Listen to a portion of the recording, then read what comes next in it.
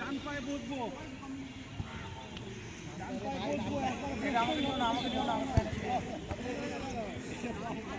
ছিঁড়ে দিব কি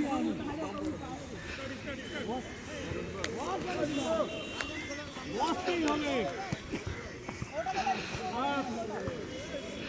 পা পায়ে আমার কোনো ছোট আছে ওই জন্য बैठा जी आराम से देख আপ আবার ডান পায়ে বস, না হলে মুতা মারবো। বস আপ